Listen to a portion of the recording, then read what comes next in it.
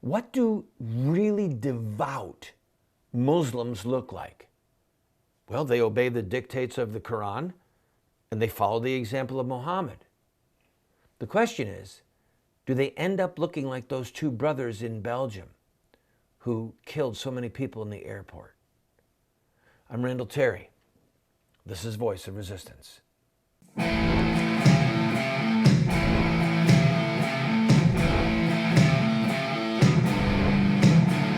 Those who forsake the law praise the wicked. Those who uphold the law resist them. Welcome to the Voice of Resistance. Here's your host, Randall Terry. I'm inviting you to stay with me on this whole show because we're going to try and get into the head of what it means to be a devout Muslim and to show you that certain things follow. All right, if you want to understand Islam, you've got to get inside of the head of a devout Muslim, or said differently, you have to see the world through Muhammad's eyes. Muhammad, the founder of Islam. Now, quick disclaimers. Hillary Clinton recently said after the terrorist attacks in Belgium, we're not going to focus on Islamic terrorism. What do you want to do? Be at war with 1.2 billion people? You want to be at war with an entire religion? That was mix and match. Hear me. That was mix and match. Let me make my point. There was a day when you were compelled to worship the Roman gods and compelled to burn incense to Caesar. Right?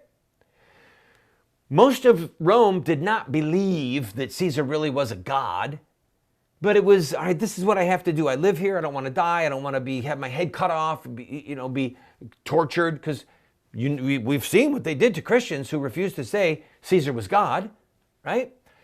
They were tortured, they were killed, they were fed to the lions, and any number of horrible tortures were taken out on their bodies because they refused to profess with their mouth and to burn a little incense saying that Caesar was God.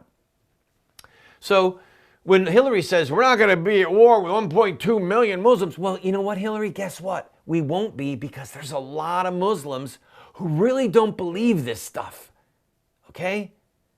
There's a lot of Muslim women who think this is garbage, but they're stuck. What are they going to do?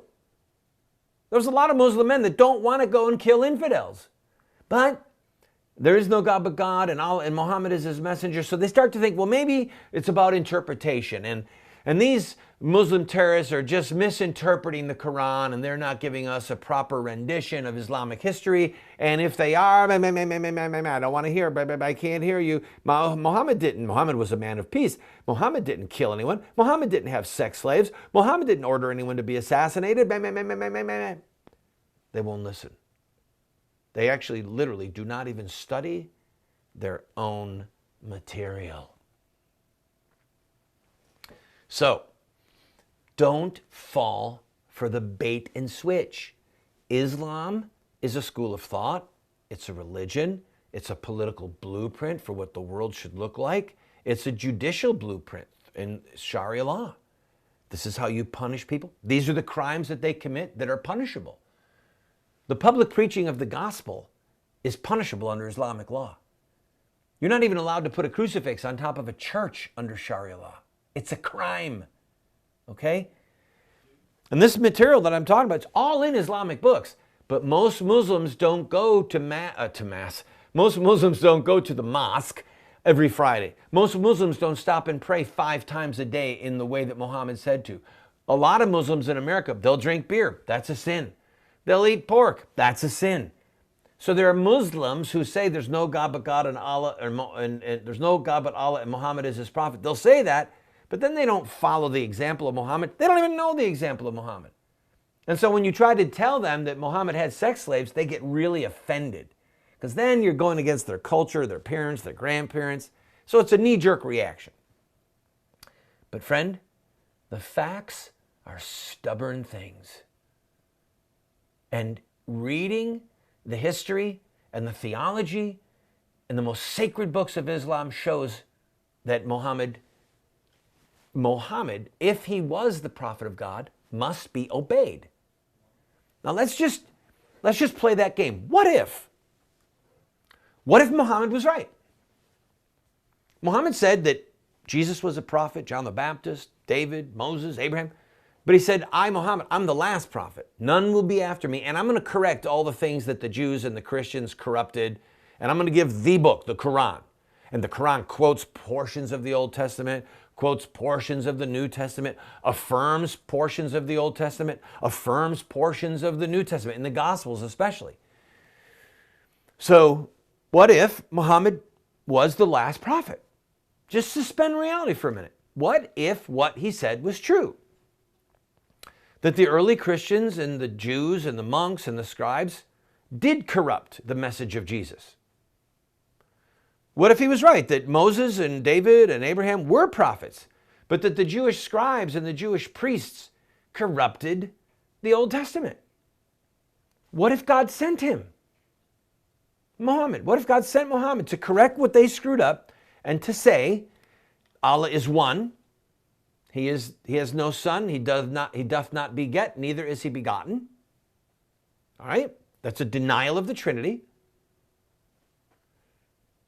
Allah must be worshipped. Allah alone can forgive sins. All idols are the works of men's hands, and those who worship them will be the firewood of hell, just like the idols themselves. Those are all things that Muhammad said. What if it's true? And he really was the seal of the prophets. And the Quran says that Muhammad is the best example. He's a worthy soul. He's the best example of what it means to be a servant of Allah. If Muhammad was the last prophet, if what he said was true, then we are obligated to obey him and to follow his example without question. Without question. So what does that mean that we're going to do? We'll talk about it when I come back. But I'll tell you one thing right now. The passages I'm going to read to you, those two brothers that just murdered all those people in Belgium and the other terrorists working with them, they know every passage I'm reading to. They know them by heart, and they're living them out.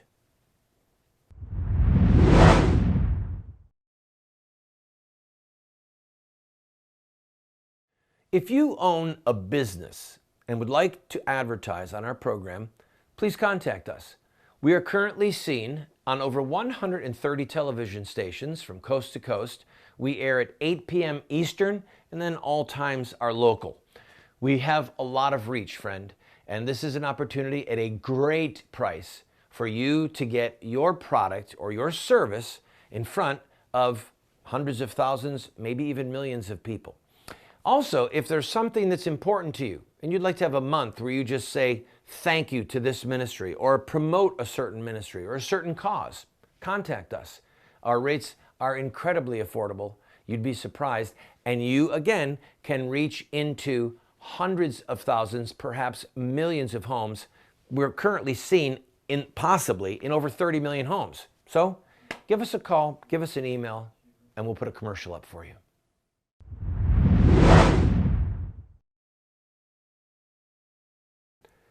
We're going to look at terrorism, but you have to understand something. Please hear me.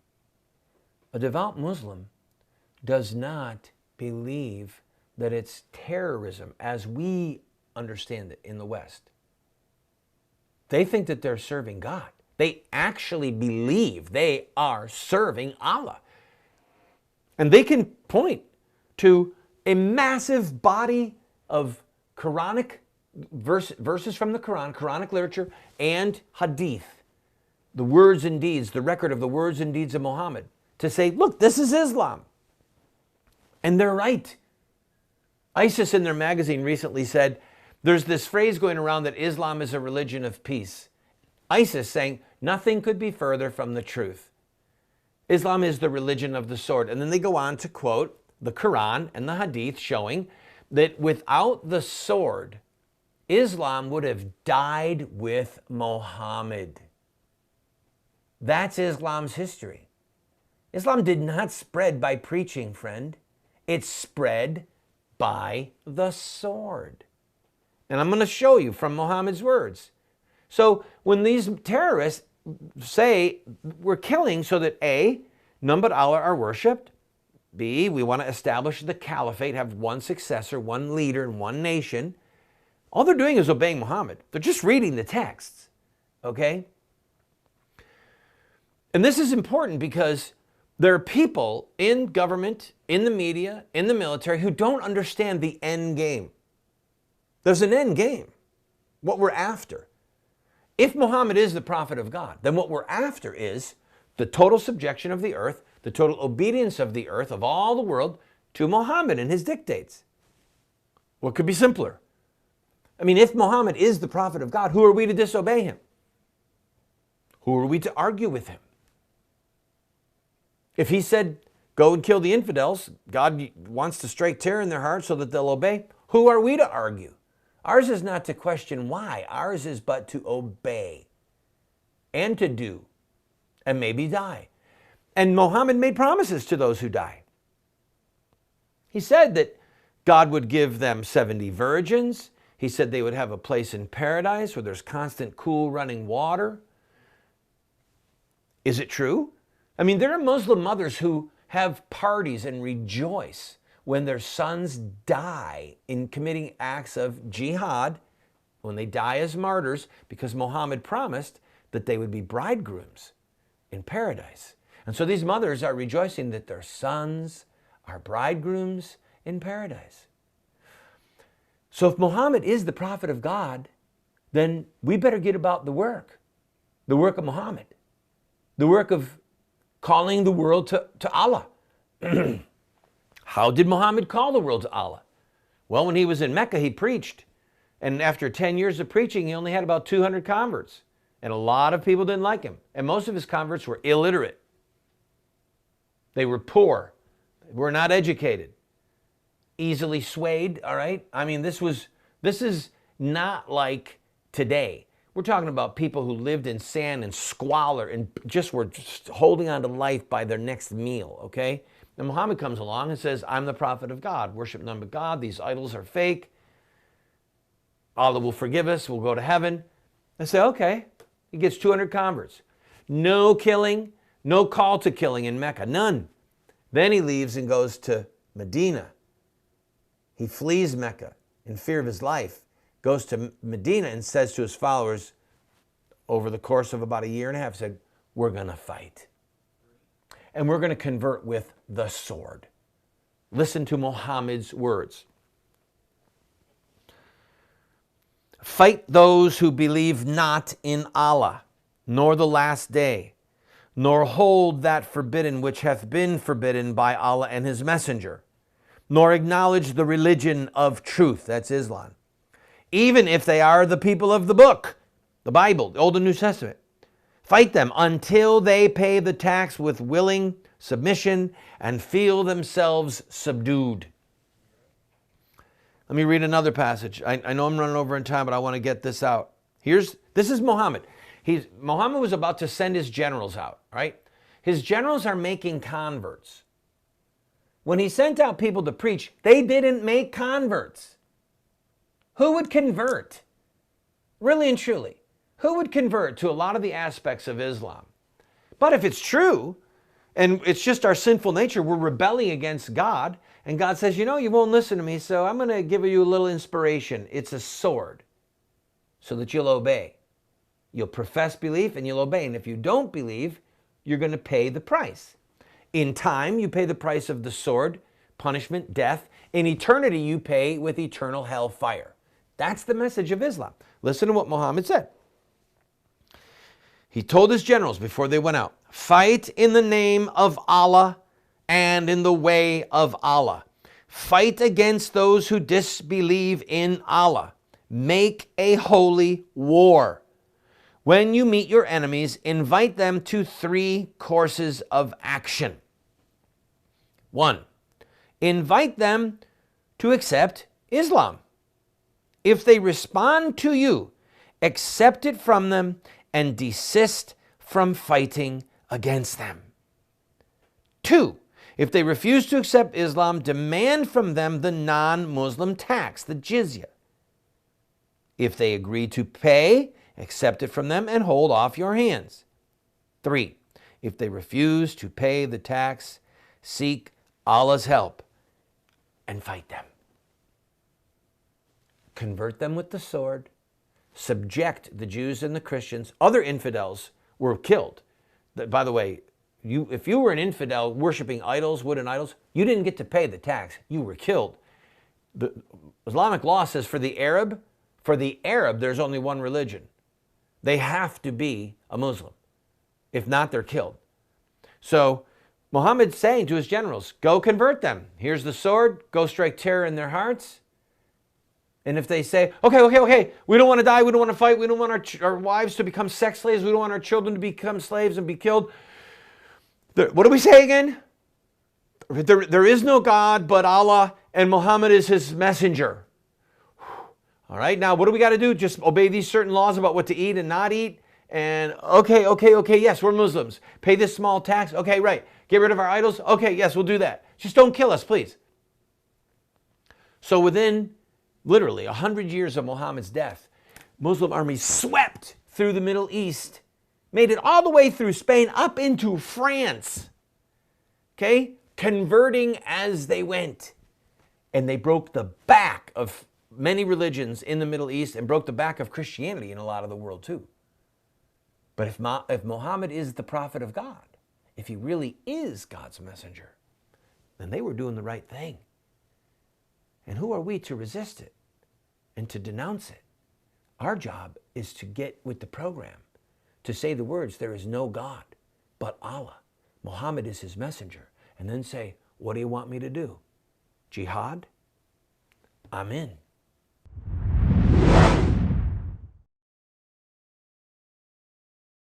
Friend, this program is supported by friends like you who believe in what we are doing.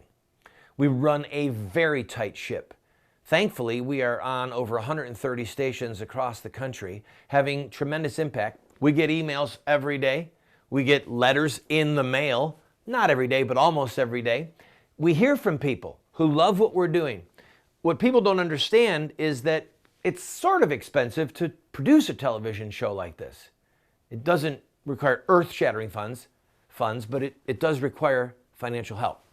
So I am asking you, if you enjoy this program, throw us a $10 or a $20 bill every once in a while, or even a $50 or a $100 check.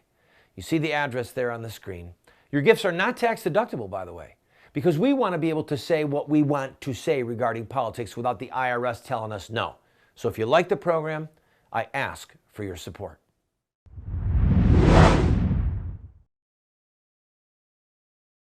There was a book written a few years ago called Fire in the Minds of Men, and it was about communism and the devotion of communists. I did not read the book, but I've heard enough reviews about it to know, and the concept is very simple.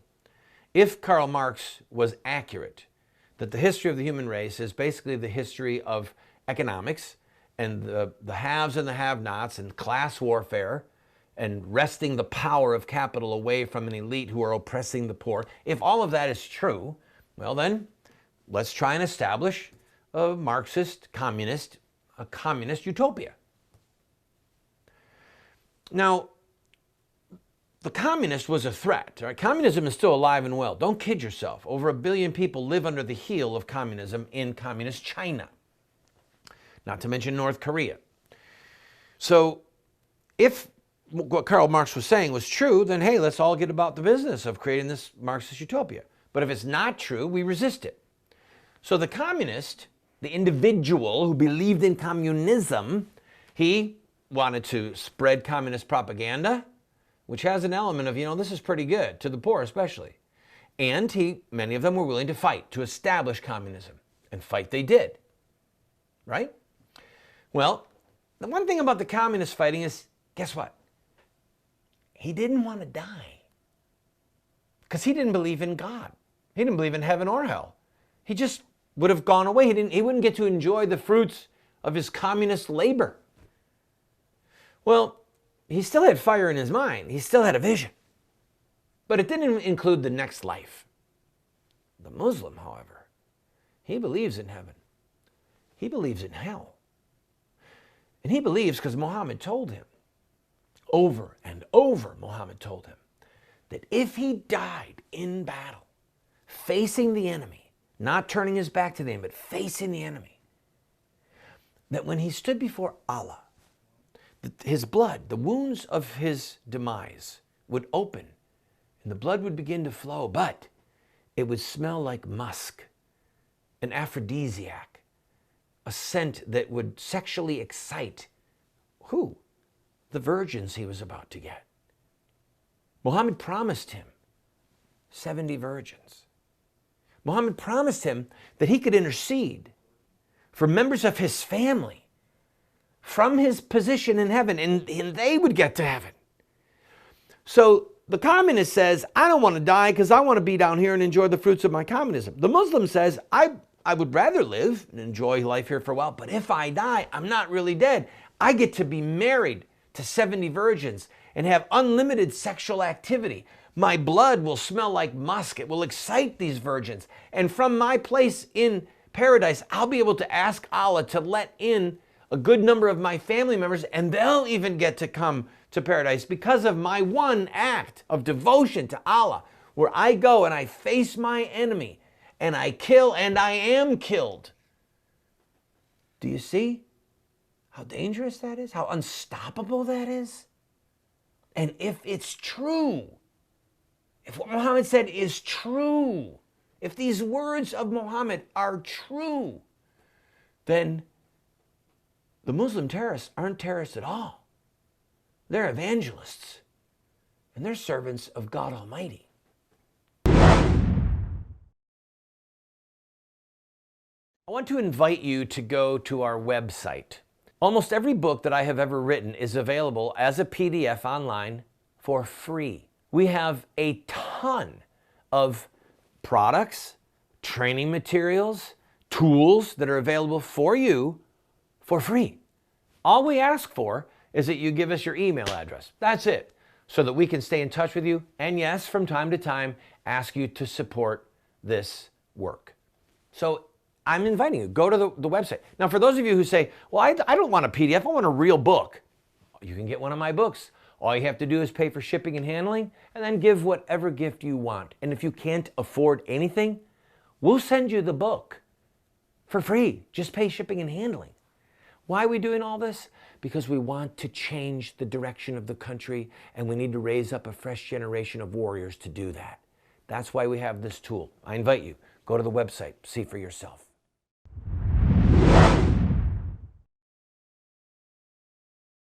If what Muhammad taught was true, if he was the last prophet, the seal of the prophets, if he recited the Quran and it is the word of God, and if his example is, in fact, the best example of what it means to be a Muslim, if all that is true, then devout Muslim men who are killing infidels, taking sexual slaves, as Muhammad did, impregnating them, trying to have babies, as Muhammad did, if all of that is true, then the people in ISIS are the heroes in this story, okay? Because that's Islam. That's what Muhammad started. That's what he did.